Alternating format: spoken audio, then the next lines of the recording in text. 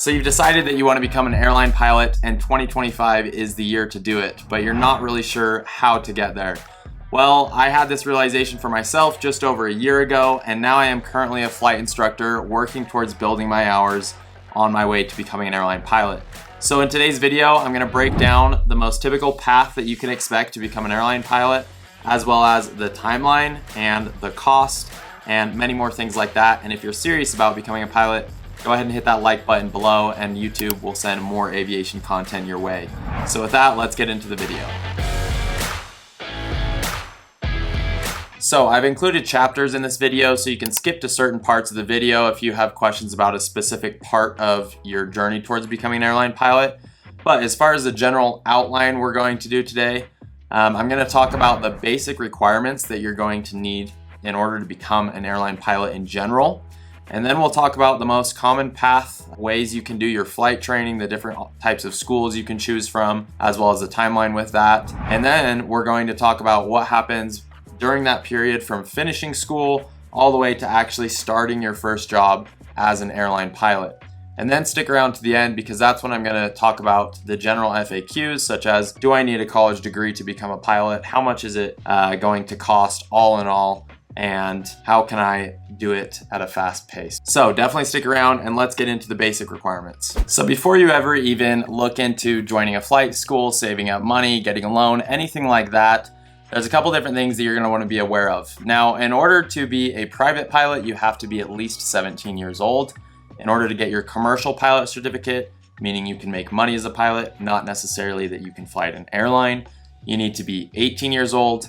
And if you want to fly at an airline for a Part 121 operation like SkyWest, Delta, Frontier, any of those, you will need to be at least 21 years old.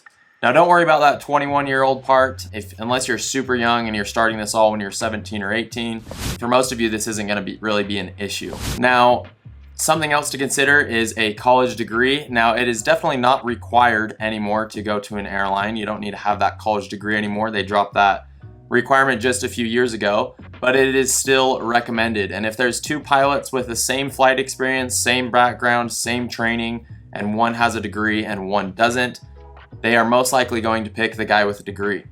So you're definitely going to want to consider, should I get my degree? If you're halfway through college, should you finish your degree and then do flight training?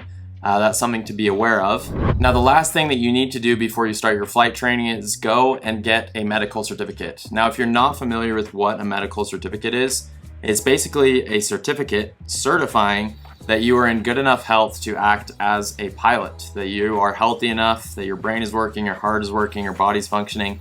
Everything is good enough that you can capably go fly airplanes and be the pilot in command.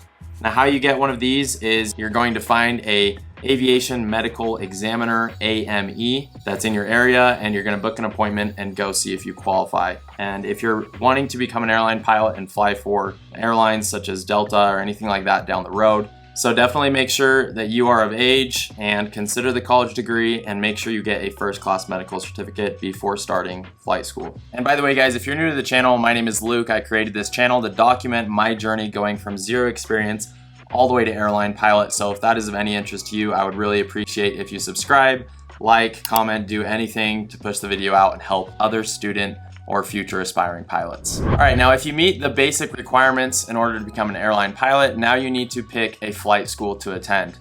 Now there are several different flight schools to attend and all of them fall pretty much within two categories. You have Part 61 schools and Part 141 schools. Now, if you're not familiar with what the difference is between these two schools, I'll break it down real quick. Part 61 schools are going to probably be smaller mom and pop schools or doing your training with an independent flight instructor. It's going to be maybe a little bit less structured, probably a little cheaper than if you were to go 141, and you can go at your own pace throughout this kind of training, and you're really going to kind of need to be self-motivated to do this kind of training. The other type of training you have is Part 141. This is what you're going to see at a lot of the universities that offer flight training. It's a much more rigid and structured program where everything is set in stone with the hours, the kinds of hours, the order of progression that you go throughout your training. And typically it's going to cost you a little bit more. So that's the general overview between Part 61 and Part 141. Now, as far as deciding which school to pick, There's no right option. And my one biggest piece of advice that I wish I would have heard from someone else, and everybody says this, but I just wasn't doing the research, is to educate yourself. Do as much research as you possibly can. There's no one right school for everyone. It's going to depend on your goals, your financial situation, and really how you want to approach your flight training. A couple suggestions that I have for people who are struggling to pick a flight school is to get in a local Facebook aviation group. So go on Facebook and go to the groups and type, if you're from, let's say you're from Las Vegas, type Las Vegas General Aviation. And hopefully there should be some sort of pilot group or Las Vegas pilots or something like that, and go and join those groups and ask people, hey, what flight schools around here? What flight schools would you recommend? Go tour different flight schools. Go do more than just one discovery flight. Go do a couple different discovery flights at schools. And if you can, try to ask current students at those schools, hey, what's your experience been like? Hey, how much did they quote you and how much has it really costed you? These are the kinds of questions, and this is the way you want to approach your flight training and deciding a school. Those are some of the things that I wish I would have done. I kind of just looked up flight schools and we saw ATP because they spend a lot on marketing, and I can't say I had a terrible experience or anything. They delivered and they did what they said they were going to do, but just do your research and do what feels right to you. But before we move on, I just want to say a big thanks to airplaceusa.com for sponsoring this video. If you guys aren't familiar with Airplace, what they do is they offer affordable monthly headset rentals. So if you're a student pilot or you're looking to upgrade your headset without breaking the bank, you can go onto Airplace and they have two options for you. You can either rent to own a headset where you pay monthly for so many months and then you actually own the headset, or you just rent month to month and you're not committed for any certain period of time and it's free to cancel. So you can go online, they have a big variety of different headsets you can choose from. But yeah, that's the best part. You can literally cancel it whenever. So go ahead and click on the link in the description and check out their website, and let's get back to it. Okay, so I've harped enough on picking a flight school, and you're probably curious, how long is this gonna take me going through all my flight training, and what are the different types of training, types of certificates that I'm going to earn? So that's what I'll kind of break down to you real quick. So if you were to go pick an accelerated flight school like ATP Flight School, for example, the one I went to, it's going to be really accelerated fast training. And I was able to do that and earn all of these certain certificates within just 8.5 months. So I became a private pilot, and then I got an instrument rating, and then I became a commercial pilot. I got a commercial multi-engine add-on, and then I became a flight instructor with instrument privileges, and then a multi-engine flight instructor. So I earned all 7 of those ratings and certificates within just 8.5 months. Now, if you went to a Part 61 school and you were only flying maybe twice a week, this process could take you quite a bit longer. It could take anywhere from a year to 3 years to complete that flight training. If you went to a university, a Part 141 program or something like that, that could take you 4 years to complete your training, but then you have a degree. And so the timeline, as you can see, can really vary. Now, at a bare minimum, these are the pilot certificates and ratings that you're going to want to get. You'll need to get your private pilot license. You'll want to get an instrument rating. You'll want to get your commercial pilot certificate that allows you to make money as a pilot. And eventually you'll want to get your multi-engine add-on so you can fly airplanes with 2 engines. The part where you become a flight instructor is not necessary to go to the airlines, though a lot of people do become flight instructors just because it opens more doors, more job opportunities to be a flight instructor once you finish school. And if you have the financial means, I definitely recommend getting the rating and trying to be an instructor for a little bit, because I think it makes you a better pilot and you learn a lot trying to teach people things. All right, now once you finish all of your flight training, whether that means you became an instructor or you didn't become an instructor, you're going to be sitting at anywhere from 100 or 200 or 300 hours.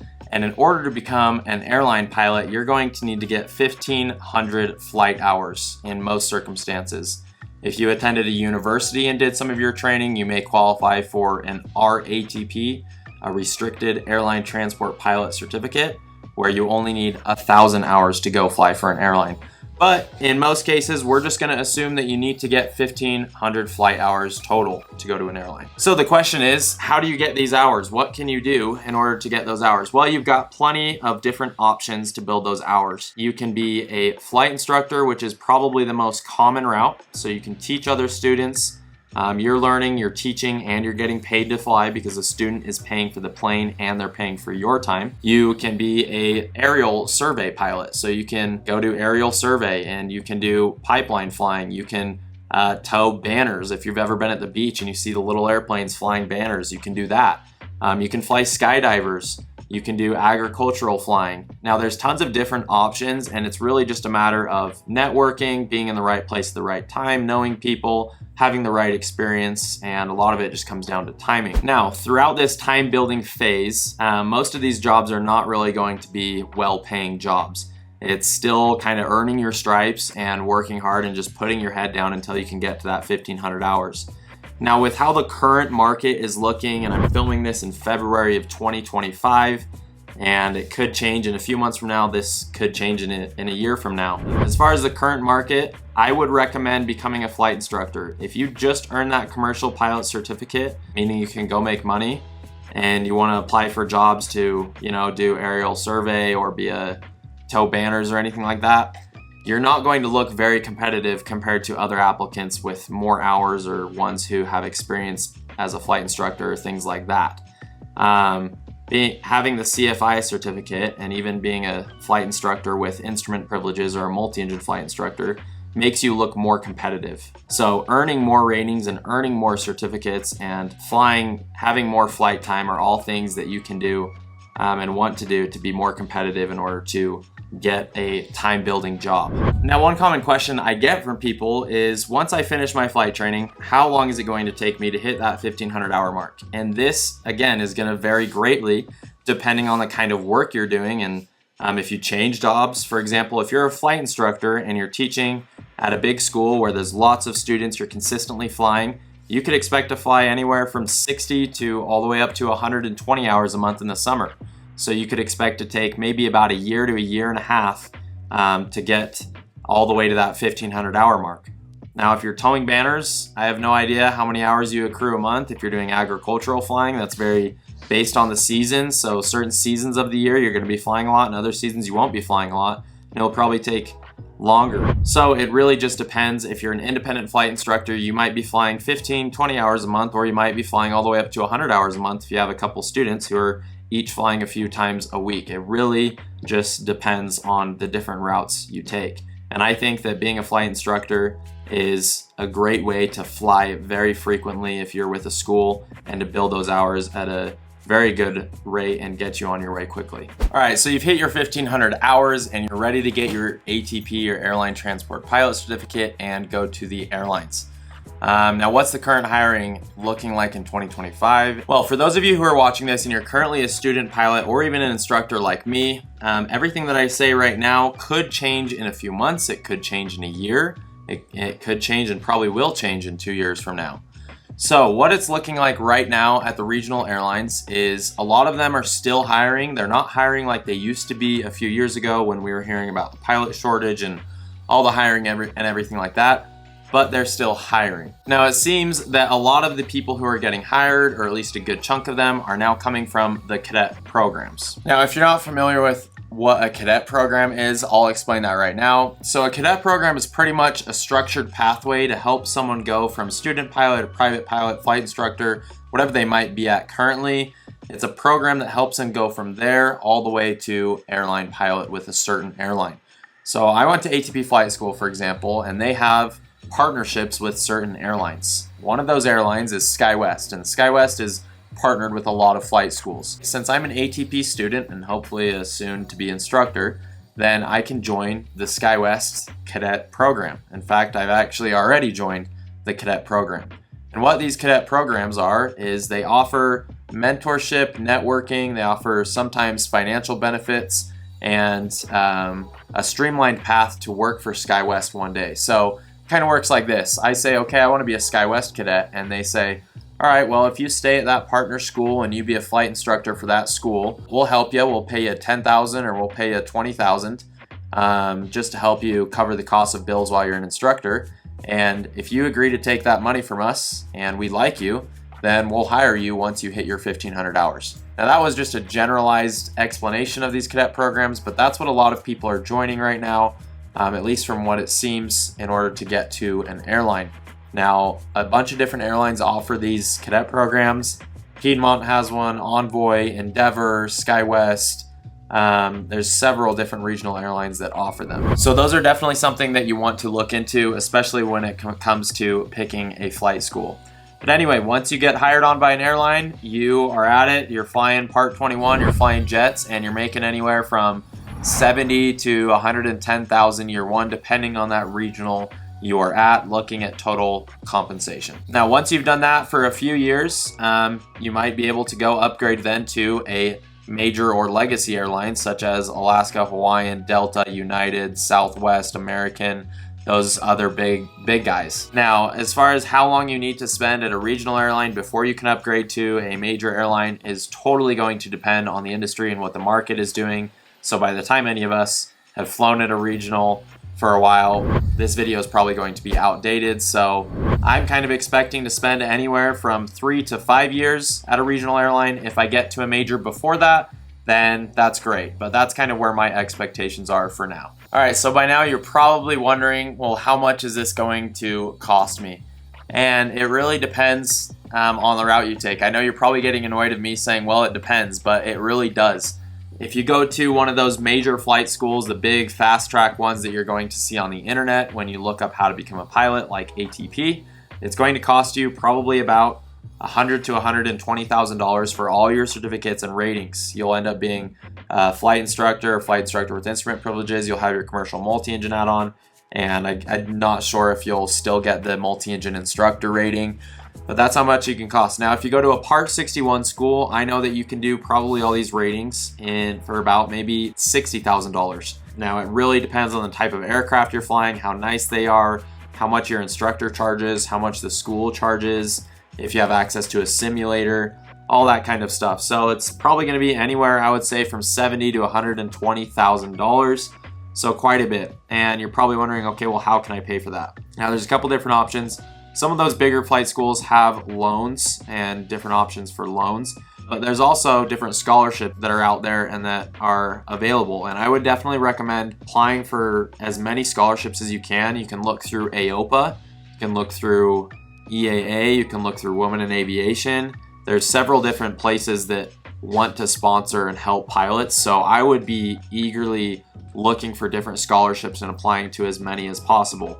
And then I would also, if your goal is to save money, I would really just do your research and find out which flight school is cheapest. But remember, that doesn't mean that it's going to be the best training. And if it's expensive, that doesn't mean it's going to be the best training either. Now, something else that will help that I briefly mentioned is in those cadet programs, some of the airlines do have tuition reimbursement programs, just like SkyWest, where when you're a flight instructor at a partner school and you're in a cadet program, they might also pay you extra money, which definitely helps out. Okay, now that we've got that out of the way, we're gonna do a quick rapid fire Q&A. I'm just gonna answer the most common questions that I've gotten from people like you, or common questions that I've had myself. Now, one of the ones that people ask me is, how much are you going to make at the airlines? Now, this is something that has changed dramatically over the past few years. Year one at a regional, you can expect to make 70 to 100,000, 110 maybe if you're looking at total compensation.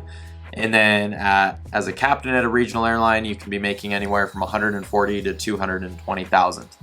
Once you get to a major airline, you'll be making around 100,000, 150,000 year two, and then maybe 160,000 year three. Once you upgrade to captain, you can be making, if you're at a legacy airline, even on like a narrow body jet, you can be making anywhere around 300,000 or even more. So it's really good. Another common question I get is, how do I prepare for flight training? One thing I would recommend is, once you've figured out what flight school you're going to go to, is to take your PAR, your private pilot written test, as soon as you can.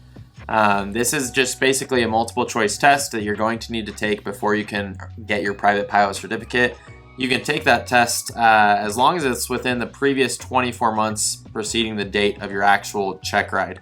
So you can study using Sporty Study Buddy, you can use Gold Seal, you can use Pilot Institute. They all have courses online that you can go and study and actually take care of that PAR, the private pilot written test, before you even start your program. This will basically just save you lots of time once you start flight training, and you can actually focus on what you're doing during your flights and the ground school. Another question that I've gotten from people is, how can I save money during my flight training? And I may not be the person to ask because I spent a good chunk of money on flight training, but I have learned a thing or two so far. Now, in order to save money, if that's your goal, I would go Part 61. Now, some of the best things you can do is find an independent flight instructor who has a good rate, and you can go fly with them. That way you're just paying for a plane rental and you're just paying an instructor. You're not paying for a plane, an instructor, and a school. So it's going to be cheaper doing that. If you have the money, you could even consider purchasing a small plane and then hiring an instructor to fly in your airplane. That would even be cheaper. You could join a flight club. You could do things like that. And even if you go to a Part 61 school, I would still recommend just flying frequently and really devoting as much time as you can, because if you only fly once or twice a week, it's just going to drag out your training, and then you'll end up having to do more flights for each certificate, just because if you fly once this week, then by 7 days later when you go up for your second flight, you've probably forgotten half of what you did that week prior. So half of that second flight is just spent reviewing everything that you forgot from the previous flight. Now that's all I have for you guys. Thank you so much for watching and supporting the channel.